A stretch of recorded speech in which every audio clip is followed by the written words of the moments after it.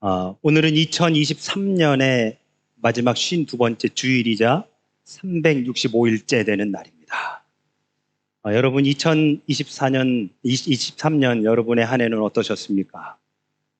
제가 늘 말씀드리지만 순간순간은 힘들고 어려워도 어느 정도 시간이 지나서 다시 그때를 되돌아보면 발자국마다 은혜였음을 우리는 고백할 수 있습니다.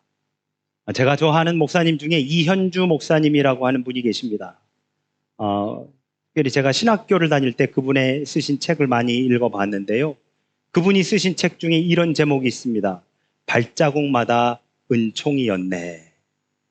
여러분, 우리의 2023년도 한 해 우리의 발자국마다 걸음걸음마다 하나님의 은총이었음을 고백하게 되어집니다. 그 은혜가 우리의 가슴에 새겨져서 소망의 2024년을 함께 시작하시는 우리가 되기를 원합니다. 나태주님의 선물이라고 하는 시가 있습니다. 이런 시인데요. 제가 한번 읽어보겠습니다. 하늘 아래 내가 받은 가장 커다란 선물은 오늘입니다. 오늘 받은 선물 가운데서도 가장 아름다운 선물은 당신입니다. 당신 나지막한 목소리와 웃는 얼굴, 콧노래 한 구절이면 한아름 바다를 아는 듯한 기쁨이겠습니다. 이게 나태주님의 선물이라고 하는 시입니다. 오늘은 우리 2023년 송년주일, 성탄 후 첫째 주이자 송년주일을 맞아서 갈라디아서의 말씀을 중심으로 하나님의 선물 예수 그리스도라고 하는 제목으로 함께 잠시 은혜를 나눠보고자 합니다. 물론 다른 성경도 은혜가 넘칩니다만 저는 개인적으로 갈라디아서를 참 좋아합니다. 그 이유는 이 갈라디아서는 꼭 다이너마이트 같은 그러한 성경입니다. 6장밖에 안 되는 분량은 굉장히 적은 그러한 성경이지만 이 6장 안에 우리 기독교의 복음의 기초뿐만 아니라 복음의 전부가 다 담겨져 있는, 응축되어 있는 바로 그러한 성경을 갈라디아서라 그렇게 이야기할 수 있습니다. 근데 제가 처음 우리 교회 부임해서 수요 강해 설교를 준비하면서 하나님 어떤 책을 가지고 함께 나눌까요? 라고 하는 기도 가운데에 갈라디아서를 하나님께서 마음에 허락하셔서 갈라디아서를 함께 나누어 드렸었지요.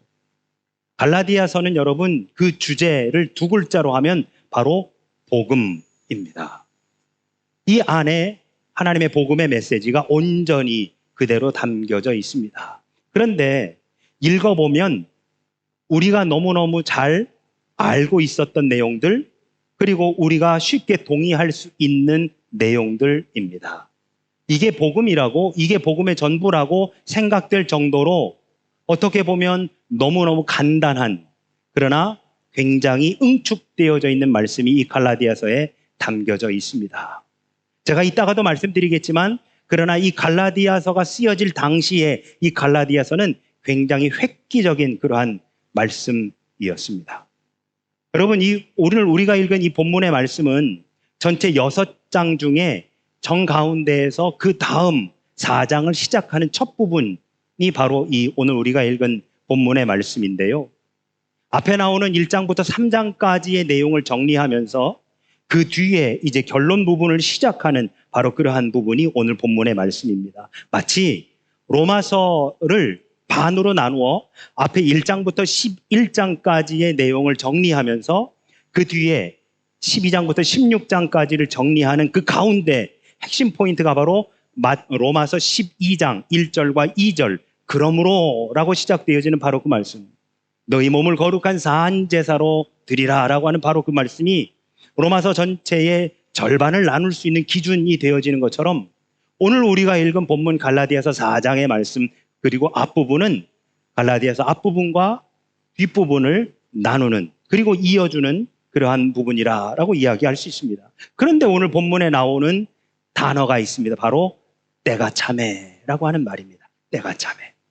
여러분, 우리는 이 때가 참에라고 하는 말이 낯설지 않습니다. 왜냐하면 이 단어로 쓰는 찬양이 있기 때문에 우리는 이 때가 참에라고 하는 말이 낯설지 않습니다.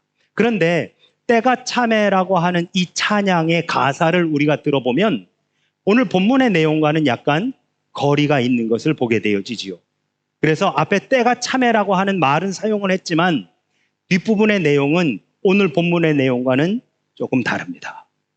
그래서 저는 오늘 이 때가 참회라고 하는 이 말에 대해서 조금 이야기를 조금 더 나눠보고자 합니다. 우선 오늘 본문 바로 앞에 1절부터 3절에서 바울은 엄청난 재산을 상속받을 한 소년을 예로 듭니다. 1절과 2절을 한번 보실까요? 내가 또 말하노니 유업을 이을 자가 모든 것의 주인이나 어렸을 동안에는 종과 다름이 없어서 그 아버지가 정한 때까지 후견인과 청지기 아래 있나니 라고 말씀합니다. 여러분, 로마의 전통에 의하면 어린 상속자는, 즉 아버지가 일찍 돌아가시어 그 재산을 물려주었는데 물려받은 그 상속자가 어렸을 경우에는 14세까지는 또 다른 보호자의 밑에 있었어야 했고 25세까지는 후견인의 보호와 지도 아래 있다가 청년기의 훈련을 마치고 나서야 비로소 독자적인 재산권을 행사할 수 있었다고 합니다.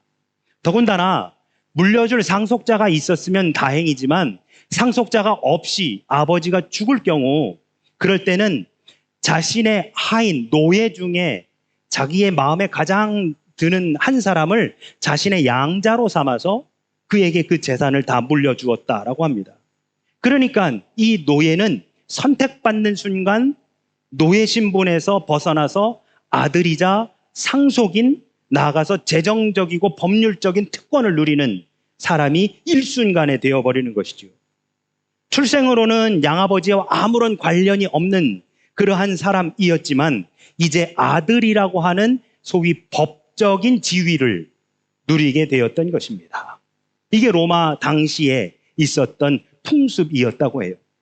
이러한 백그라운드를 가지고 있는 상태, 당시의 문화가 그런 상황에서 이 갈라디아서가 쓰여진 겁니다. 그러니 이 갈라디아서가 쓰여지면서 이제 때가 참해라고 이야기하고 있는 것은 유산을 상속받을 때가 찼다.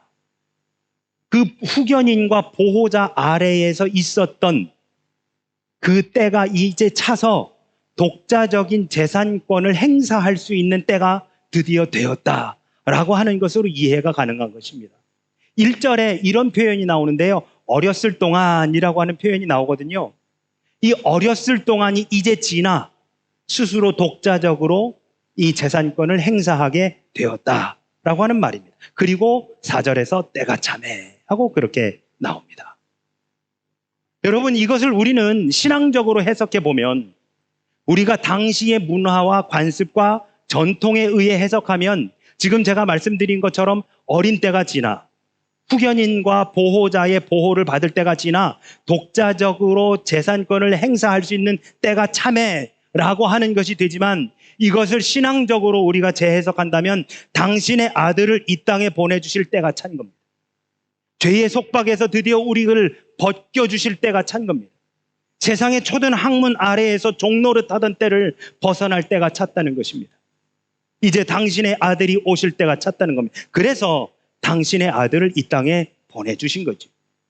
그리고 그분으로 하여금 우리를 구원하시고 아들의 그 지위를, 자녀의 지위를 회복시켜 주신 것입니다. 5절에 보시면 이렇게 말씀합니다.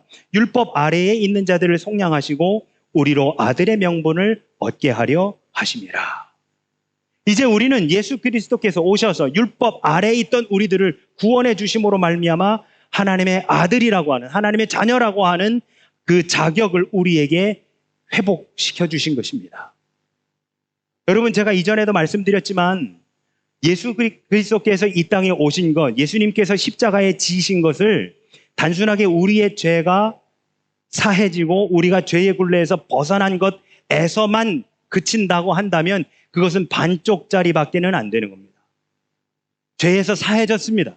예수님께서 십자가에 우리의 죄로 인해 대신 짊어지심으로 인해 우리의 죄가 사해졌습니다. 거기에 하나 더, 우리가 하나님의 자녀라고 하는 그 지위를 회복하게 되는 겁니다.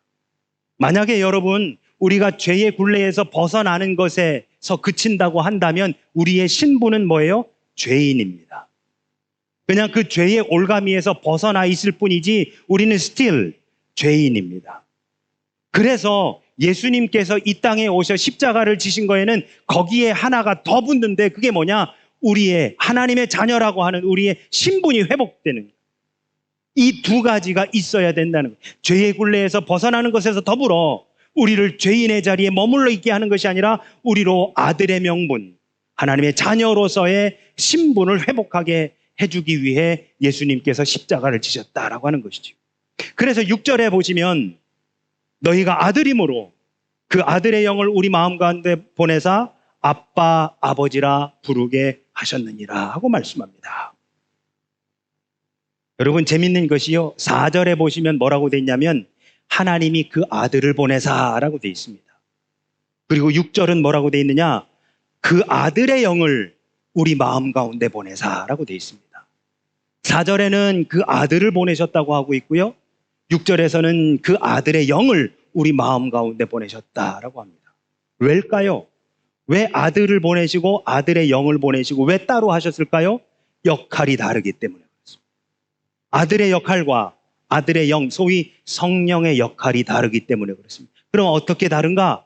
바울의 해석에 의하면 아들의 역할은 무엇이냐? 십자가를 지심으로 우리를 죄에서 건져주시고 우리의 그 자격, 즉 하나님의 아들, 하나님의 자녀였다고 하는 그 신분을 회복시켜 주시는 것, 이것이 아들의 역할이고, 성령의 역할은 무엇이냐? 성령의 역할은 그 신분, 회복되어진 신분을 우리가 실제적으로 누릴 수 있도록 해주시는 것이 바로 성령의 역할이다라고 하는 겁니다. 아들이 이루신 것과 성령이 이루신 것은 다릅니다. 아들이 이루신 것은 우리에게 법적인 지위를 가져다 줍니다. 이는 객관적인 지위이기 때문에 우리의 감정과는 무관합니다. 우리가 예수님을 믿으면, 우리 십자가에 달려 죽으신 그분을 우리가 그리스도로 고백하면 우리는 죄에서 풀려나고 그리고 아들의 신분, 자녀의 신분을 회복하는 겁니다. 그런데 이거는 객관적인 사실이에요. 하지만 성령께서 하시는 일은 전혀 다릅니다. 성령은 우리에게 지극히 주관적인 경험을 주십니다. 우리 각자가 만나는 하나님이 다 다릅니다. 예수는 십자가에 달려 죽으신 예수님은 우리에게 동일하게 다가왔을지 모르지만 우리 여기 모여있는 우리 모두가 경험하는, 우리가 체험하는, 우리가 만나는 그 성령은 모두가 다 다른 모습으로 우리에게 다가오시더라라고 하는 것이죠. 어떤 이에게는 뜨거운 불같이 다가올 수 있고 누구에게는 밋밋한 그 뭐라고 할까요? 아련한 그 잔잔한 뜨거움으로 다가오시기도 합니다. 누구에게는 확 타올랐다 확 꺼지는 그러한 불로 다가오시지만 누구는 은은하게 다가오시기도 합니다. 이것이 성령께서 우리 각자에게 찾아와 주시는 각양 다른 방법들입니다. 나는 그렇게 만나지 못했다고 해서 성령을 체험하지 못한 것이 아닙니다. 나는 저 사람처럼 그런 체험적인 신앙을 가지고 있지 못하다고 해서 나에게 성령이 찾아오시지 않은 것이 아닙니다. 나에게는 다른 모습으로 성령이 다가오시어 다르게 만나주시는 것이지요. 그래서 그 경험을 통해 우리는 무엇을 할 수 있느냐? 하나님을 아빠, 아버지라 부를 수 있는 겁니다. 아빠, 아버지. 여러분 여기에서 부르짖다라고 하는 단어가 나오는데요. 이것은 헬라어로 크라존이라고 하는 말입니다. 이것은 가슴이 터질 듯 큰 소리로 부르짖는다라고 하는 바로 그러한 말인데, 중요한 것은 큰 소리로 부르짖는 것이 아니라 가슴이 터질 듯 부르짖는다라고 하는 데에 키포인트가 있는 말이 바로 이 크라존입니다. 저는 제가 좋아하는 프로야구 팀이 올해 29년 만에 한국 시리즈에서 우승을 차지했습니다. 제가 29년 전에 군에 짝대기 하나 달고 군 복무 중이었었습니다. 마침 휴가여서 그때 당시 그 팀이 코리안 시리즈 1차전을 할 때 잠실야구장에 가서 직관을 했더랬습니다. 그리고 29년이 흘러 오늘에서야 다시 코리안 시리즈에서 우승을 차지했습니다. 29년 동안 저는 팀을 바꿔볼 생각을 해본 적이, 제가 응원하는 팀을 바꿔볼 생각을 해본 적이 없습니다.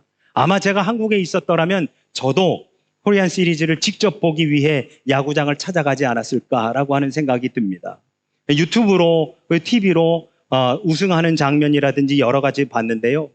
그 현장에 있었던 그 관중들만을 찍은 직캠이 유튜브에 올라와 있어가지고 봤는데 난리가 났더라고요. 난리가 났더라고요. 한타 치고 홈런 치고 역전하니까 막 좋아가지고 난리가 났더라고요. 그게 뭐냐? 가슴이 터질 듯 큰 소리로 부르짖는 게 바로 그겁니다. 내가 응원하는 팀이 29년 만에 우승을 차지할 때 그 우승의 그 환희를 가슴이 터질 듯 부르짖는 바로 그것이 바로 오늘 이 단어 여기에 쓰여진 이 크라존이라고 하는 말입니다. 아빠, 아버지라고 그냥 부르는 것이 아니라 가슴이 터질 듯한 그 벅찬 감격으로 하나님을 아빠, 아버지라 부를 수 있는 것이다. 이것이 바로 사도 바울의 고백입니다. 어떻게 하면 그럴 수 있느냐? 아버지의 아들의 영이 우리 마음에 찾아오셨을 때 그때 비로소 그렇게 할 수 있게 된다라고 하는 것이죠. 또한 6절에서 부르게라고 하는 말이 있는데요. 이것은 우리의 기도 생활을 가리킵니다.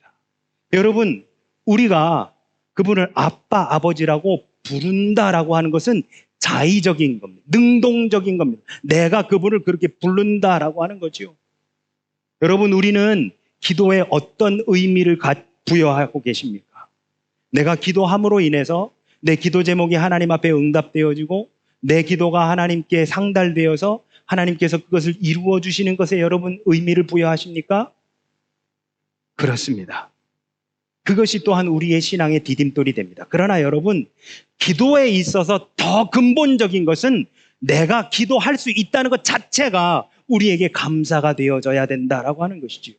내가 하나님의 이름을 부르짖을 수 있고 예수 그리스도 이름으로 기도할 수 있는 것 자체가 우리에게 감사가 되어져야 된다라고 하는 겁니다. 그것이 응답이 되고 내가 원하는 대로 이루어지고 안 이루어지고는 2차적인 문제예요. 1차적인 것은 내가 아빠, 아버지라고 부를 수 있는 것. 바로 그것이 우리에게 기도의 진정한 의미로 다가와야 하는 것입니다. 이 부르게라고 하는 말에는 하나님의 임재를 실제적으로 느낀다는 어감이 있기에 아빠, 아버지라 부르게 하셨다라고 하는 말씀 속에 진정한 하나님의 임재가 내포되어 있는 것이죠. 그래서 우리가 기도한다는 것 자체가 바로 하나님이 나에게 찾아오셨음을 의미하는 것입니다. 세 번째, 6절에서 이 아빠라고 하는 말은요, 여러분 우리말로 하는 아빠가 아니라 아람어, 예수님께서 쓰셨었던 당시의 언어인 아람어 아바라고 하는 말의 헬라어 음역입니다. 그런데 문제는 우리가 쓰는 아빠라고 하는 것과 똑같은 말입니다. 우리 부모님 중에 남성에게 하는 아빠라고 하는 호칭과 같은 뜻입니다. 여러분, 당시 지금 중동의 이스라엘의 이 아람어는 소위 수메르 어군에 포함되어 있는데요. 이 수메르 어군이 우리가 사용하는 이 알타이 어게하고 굉장히 비슷한 단어들이 많습니다. 그리고 미래의 뜻을 할 때 애를 붙여가지고 할 것이다 하는 그런 것들이 굉장히 비슷합니다. 이 아빠, 그리고 부모님 중에 여성에게 엄마라고 하는 것, 아람어로는 암마라고 합니다. 굉장히 비슷한 그러한 말들이 많아요. 여러분, 저는 지금도 저희 아버지하고 둘이 대화를 나누면 저는 지금도 저희 아버지한테 아빠라고 합니다. 저희 어머니한테 엄마라고 합니다. 다른 분들한테 저희 아버지, 어머니를 가리켜서 저희 아버지, 어머니라고 하지만 그분들한테는 직접적으로 아직까지 아빠, 엄마라고 합니다. 그게 저는 좋습니다. 여러분, 우리가 하나님을 아빠라고 부를 수 있는 것은 우리에게 주어진 특권이 아닐까요? 예수를 그리스도로 고백할 수 있는 것, 하나님을 아버지라고 부를 수 있는 것은 우리에게 주어져 있는 놀라운 특권이 아닐까요? 죄에 갇혀 노예가 되었었던 우리들, 그런데 그러한 우리들에게 예수님께서 이 땅에 오시어 십자가를 지심으로 죄에서 건져진 것뿐만 아니라 하나님의 자녀였던 우리들의 신분이 회복되어져서 이제 그분을 아버지라고 부를 수 있게 된 것은 우리들에게만 주어져 있는 이 놀라운 특권입니다. 그렇기 때문에 여러분, 우리는 이 특권을 마음껏 사용할 수 있어야 하는데 그 사용할 수 있도록 해주시기 위해 성령께서 아들의 영이 우리의 마음속에 찾아오셨다라고 하는 것이 오늘 본문 6절의 말씀이 되는 것이죠. 그러면 그분을 아버지라고 아빠라고 부를 수 있는 것은 무엇이냐? 결국 당신의 외아들인 예수님과 우리가 동등한 위치에서 대접을 받게 되었다라고 하는 것을 의미하는 것이지요. 한낱 죄인에 불과했던 우리들이 이제는 죄에서 벗어난 것에 더해 당신의 자녀로서 대우받게 되었다라고 하는 것을 의미하는 것입니다. 또한 아빠, 아버지라고 부를 수 있는 것은 가장 위급한 때, 힘들고 어려울 때, 가장 외로울 때 무언가의 위협으로부터 갑작스럽게 내 입에서 툭 나오는 말이 읍스가 아니라 아버지가 될 수 있다는 말이지요. 그분을 부를 수 있게 되었다는 겁니다. 그래서 요한복음 17장 21절과 23절, 24절에서 예수님이 이렇게 말씀하십니다. 아버지여, 아버지께서 나를 보내신 것과 또 나를 사랑하심 같이 그들도 사랑하신 것을 세상으로 알게 하려 함이로소이다. 아버지여, 내게 주신 자도 나 있는 곳에 나와 함께 있게 하기를 원하옵나이다. 여러분, 이렇게 한번 우리 생각해 보실까요? 제가 지금까지 설명해드린 이 말씀들이 당시 갈라디아 교회에서 모든 사람들이 수긍하고 받아들이고 아멘으로 화답했을까요? 아니면 당시 그럼에도 불구하고 갈라디아 교회는 유대 기독교인들이 말했었던 소위 할례를 받아야 구원을 얻는다는 거에 조금 더 무게를 두었을까요? 도대체 어느 쪽을 조금 더 많은 사람들이, 아니 대부분의 사람들이 신뢰하며 인정했었을까요?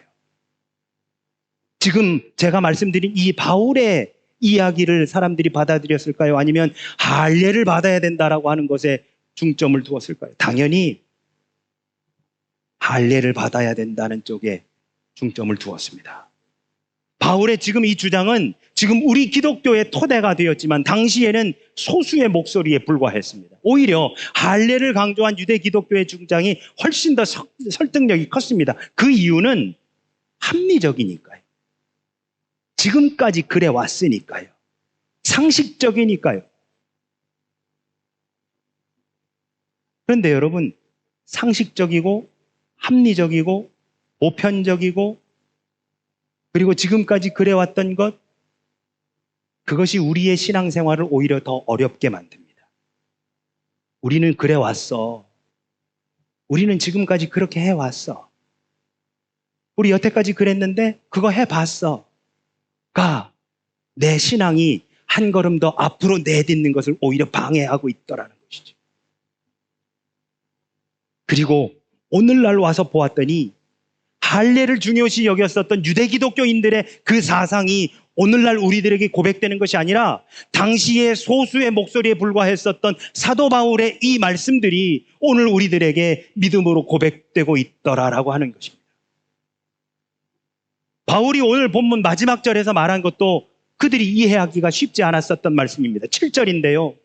그러므로 내가 이후로는 종이 아니요 아들이니 아들이면 하나님으로 말미암아 유업을 받을 자니라. 여러분, 우리가 하나님의 아들이면 하나님으로 말미암아 유업을 받는데요. 우리가요. 여러분, 당시 사람들이 이 얘기를 듣고 뭐라고 했을까요? 뜬구름 잡는 소리라고 하지 않았었을까요? 아니, 우리가 죄인인데 어떻게 우리가 하나님의 아들이 되고 하나님 유업을 상속 말.